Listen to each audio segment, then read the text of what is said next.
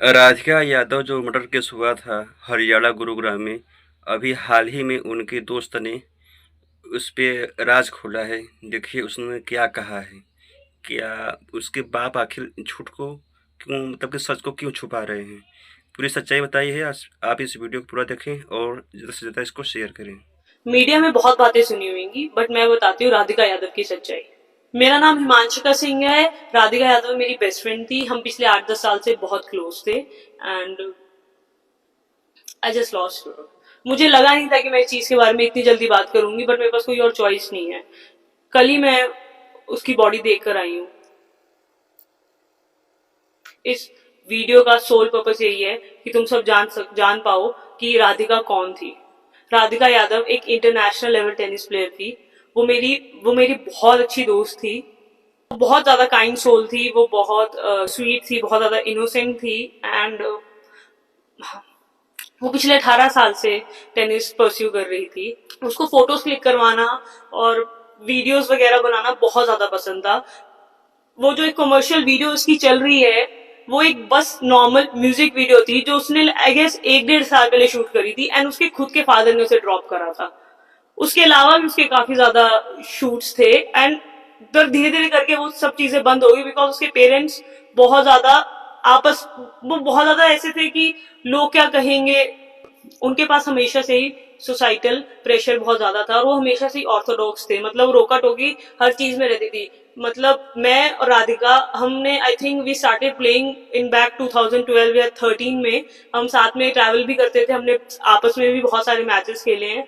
तो मतलब मैंने उसे देखा नहीं है कि किसी से ज्यादा बात करते हुए। हमेशा देखा है कि वो अपने पेरेंट्स के साथ ही रहती है एंड लव जिहाद के बारे में बात हो रही है। आपके पास कोई किसी के पास कुछ प्रूफ क्यों नहीं है? लव जिहाद वो किसी से बात भी नहीं करती थी। उसके घर पे इतनी ज्यादा रिस्ट्रिक्शंस थी बट वो बहुत टाइम से ना अपने घर पे सफर कर रही थी। बहुत ज्यादा उसको ना घर पे बहुत ज्यादा घुटन महसूस होती थी क्योंकि ऐसे कौन ही रहना चाहेगा यार, हर चीज का एक्सप्लेन करते रहना कि क्यों कर रहे हैं, क्या कर रहे हैं, किससे बात कर रहे हो। आई रिमेम्बर वीडियो कॉल्स पे भी उसको दिखाना पड़ता था कि अभी देखो हिमांशिका से मेरी बात हो रही है।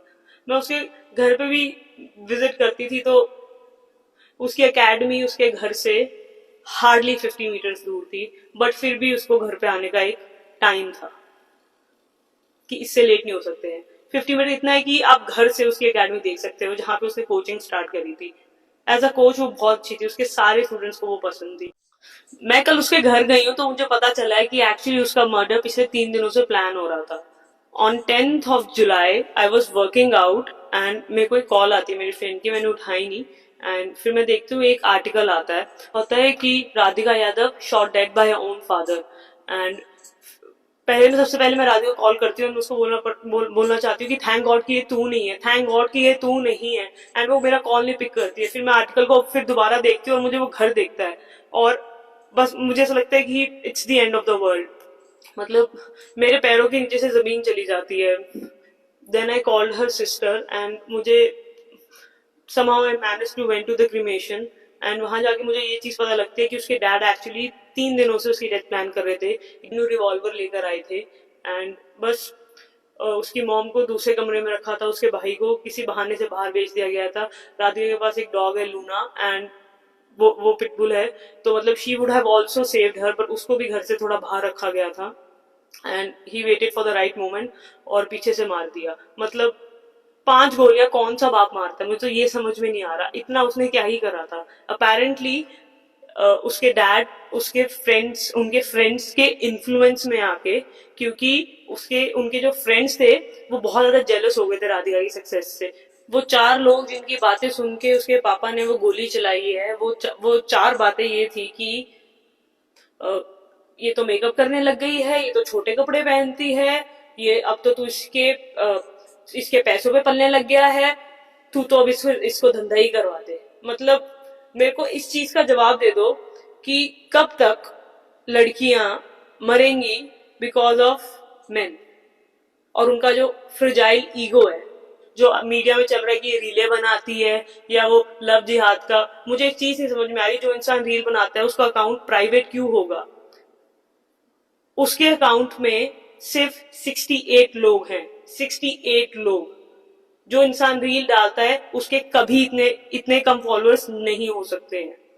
अपना अकाउंट उसने प्राइवेट करा हुआ था। लास्ट रील उसने डाली थी 23 मार्च 2024। मैं रही हूँ उसके साथ में, उसको जानती थी और मुझे पता है कि वो बहुत ज्यादा शरीफ थी। पर पिछले 10 दिनों में उसकी लाइफ इतनी ज्यादा मिजरेबल हो गई थी कि उसने बस गिव अप कर दिया था। उसने बोला था कि जो तुम बोलोगे, मैं जैसे तुम बोलोगे मैं रहने को तैयार हूँ। बट वही है, उसके पापा का इतना ज्यादा दिमाग खराब हो रहा था, हो रखा था कि कोई फेस पे एक्सप्रेशन भी नहीं था। मतलब वो इंसान को दिख रहा था कि वो साइकोलॉजिकल प्रॉब्लम है, बट वो ये बात किससे करे। मुझे बस एक चीज समझ में नहीं आती है कि कब तक ये